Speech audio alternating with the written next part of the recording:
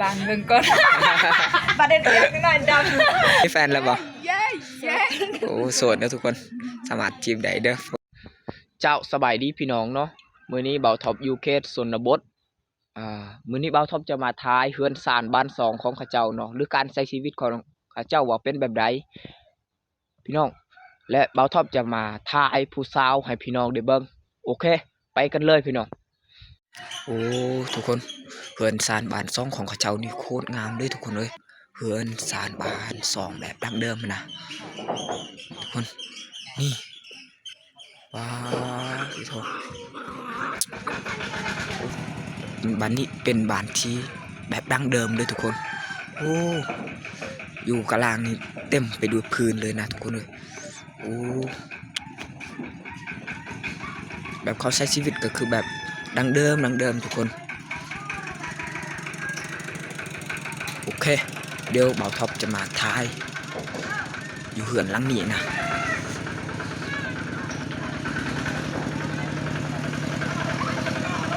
โอ้เพื่อนนี่ก็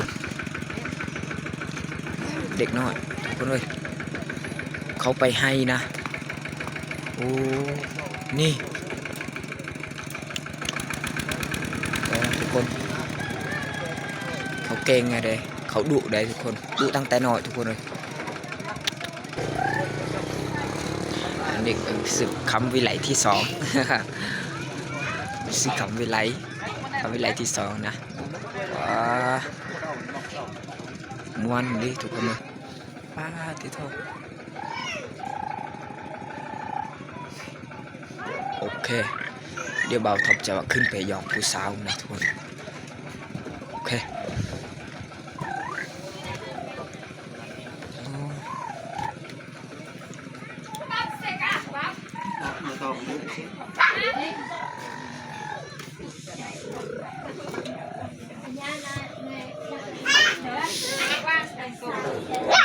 สามรอบ2ของเราเราทำจะเห็นอย่างนี้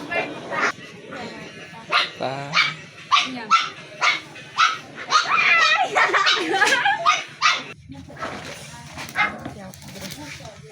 เสื้อยังนี่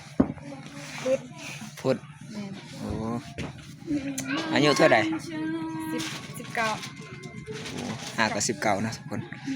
สังวัยรุ่นนะว้าใส่ส้นตัวนี้ก็ได้ใบเบี้ยของน้องแต่งหน้าอยู่เพื่อนอะใส่ไหนใส่ตีหายน้อยได้แหงน้อยแหงมาเอาอีกแต่งหน้ามีซื้อยังนี่น้อยอายุเท่าไหร่ฮะจ้ากูมันเนาะสุดท้ายเลยกิตาแต่งหน้าเนาะสิไปให้บ่ไปเห็นยังไปเก็บกาแฟบ่ดุนะทุกคนแต่งตอนนี้สู้ให้สาบานเบิ่งก่อนประเด็นเล็กน้อยดำมีจังหวะแถวค่ะไม่เดือดท้ายเลยกูดัดใจโอ้เขาสิไปให้นะทุกคนเก็บกาแฟโอ้น้องเขาดูได้ดูเศร้าตับน้ำนี่ก็โอเคโอ้เขาจะถ่ายลงให้ทุกคนดูนะโอเคโอ้คักอะไรทุกคนเลยเขาเตรียมเครื่องเตรียมของเขาสิไปให้นะว้า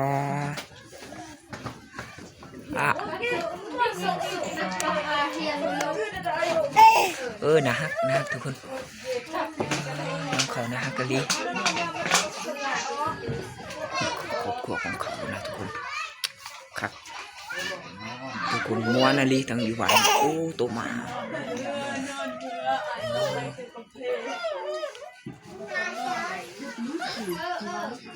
น้องเขานะฮักนะทุกคนตาเพื่อนกองคือกันเลยเพื่อนกองกัน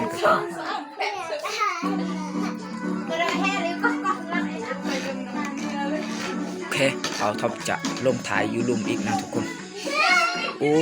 เหือนนี่เป็นเหือนดังเดิมเลยเหือนสารบ้าน2ของข้าเจ้านี่งามอันนี้ทุกคน แบบคือดังเดิมโอ้สิไปไส้เนี่ยไปให้บ่อย ไปเก็บกาแฟนะ โอ้ไปเก็บกาแฟเนาะโอ้อายเพื่อนไปเก็บกาแฟได้ทุกคนโอ้ทุกคนเขาเกียมจะไปให้แล้วนะทุกคนเลยว้าผู้สาวจักเขาเว้ายังเขาเว้าภาษาของเขาโอ้อันนี้ซื้อน้อยนะทุกคนตัวนั้น ไปเอาเครื่อง ลืมเลยจะซื้อนะซื้อยังเมื่อกี้ลืมแล้วพุดซื้อพุดเนาะเพิ่นน้องเพิ่นซื้อพุดว้ามีแฟนแล้วบ่มีแฟนแล้วบ่ เย้เย้ โอ้โสดนะทุกคนสามารถจีบได้เด้อผู้ใดสนใจก็จีบได้เด้อน้องเพิ่นโสดโอ้น้องเพิ่นงามได้โอ้อยู่บ้านนี่ผู้สาวหลายบ่ ลายแรกค่ะ โอ้ สาดักเสียง ดักเสียงนี่เป็นชนเผ่า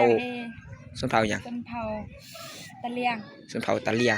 ทุกคนอยู่บ้านดักเสียงนี่เป็นชนเผ่าตะเลียงนะโอ้เบิ่งกองนี่ล่ะ ผู้บ่าวยังเด็ก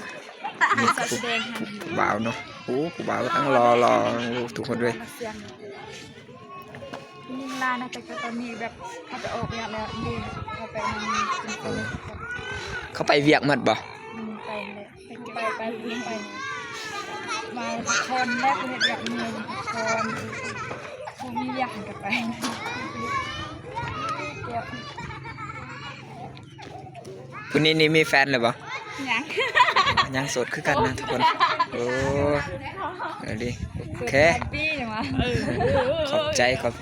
โดย โอเคเนาะขอบใจพี่น้องทุกคนที่ได้เข้ามาส้มในช่อง YouTube ของเบาท็อปพาเลาะเนาะคือพี่น้องได้เห็นเฮือนสารบ้าน2ของเขาเจ้าหรือการใช้ชีวิตของเขาเจ้าเฮ็ดสวนกาแฟเนาะทุกคนเขาสิไปเก็บกาแฟแล้วก็พาพี่น้องกดไลค์กดแชร์กดติดตามในช่อง YouTube ของเบาท็อปเด้อเพื่อเป็นกำลังใจแก่เบาท็อปเป็นคลิปใหม่ๆแก่พี่น้องได้เบิ่ง